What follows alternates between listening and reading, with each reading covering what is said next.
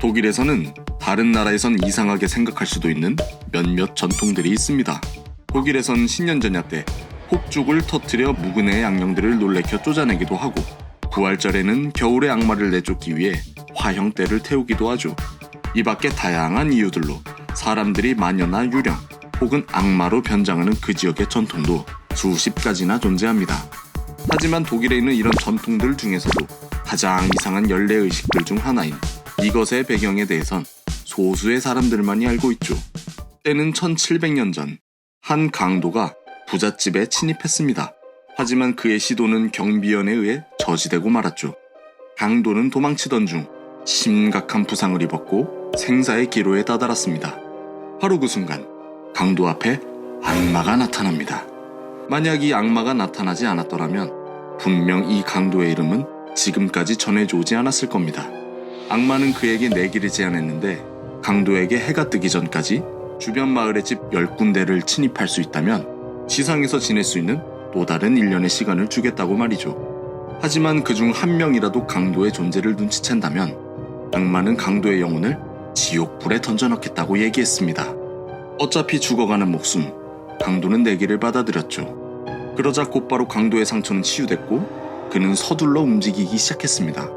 그리고 강도는 사람이 없는 집을 9채까지 침입하는 데 성공했죠. 하지만 강도는 지평선 너머로 빛 한 줄기가 들이오는 것을 보고는 시간이 촉박해진 걸 느끼곤 바로 옆에 있는 집으로 들어갔습니다. 그러다 강도 앞에 그 집에서 살고 있는 가족의 딸이 나타났죠. 강도는 주저하지 않고 그녀의 목을 베었습니다. 그리고 그녀의 피는 강도의 외투를 빨갛게 물들였죠. 강도는 악마에게 돌아가 자신의 보상을 요구했습니다. 하지만 강도는 알아야 했습니다. 악마는 정당한 게임을 하지 않는다는 걸 말이죠. 강도에게 자신이 저지른 짓을 상기시키기 위해 아무 죄도 없던 그 피해자의 피가 그의 옷에 붉게 물들어 남게 됐습니다. 그리고 악마는 강도에게 약속했던 1년의 시간만 주었기에 강도는 목숨을 연장하기 위해서는 매년 스스로의 영혼을 걸고 악마와 내기를 해야 되는 운명을 짊어질 수밖에 없었습니다. 그때부터 그는 지구를 떠돌아다니기 시작했죠. 그렇게 시간이 지나면서 그의 이야기가 퍼지기 시작했고, 사람들은 자신의 부츠를 문 앞에 걸어놓았습니다. 만일 그 강도가 집에 사람이 있는 걸 안다면 자신들의 집에 들어오지 않을까라는 기대에서 말이죠. 이 남자에 대해 들어본 적 없으신가요? 오랜 시간이 흐르면서 이야기도 변하기 마련이죠. 몇 세기에 걸쳐 변하고 또 변하고, 그 이야기의 다른 버전에서는 그가 강도가 아니라 위대한 성인으로 나타나기도 했고, 또 다른 버전에선 그가 악마와 싸운 전사였고 승리를 쟁취했다고 했습니다. 그렇게 이야기가 바뀌면서 그의 이름 또한 변해갔습니다. 하지만 속으면 안 됩니다.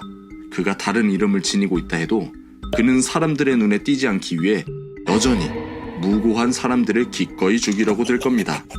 유럽의 이민자들은 이 이야기를 대서양 너머로 퍼뜨렸습니다. 독일에선 그 강도가 성 니콜라스라고 알려져 있었습니다. 그리고 북미에서 그 강도는 새로운 이름이 생겼습니다. 바로 산타클로스라는 이름으로 말이죠.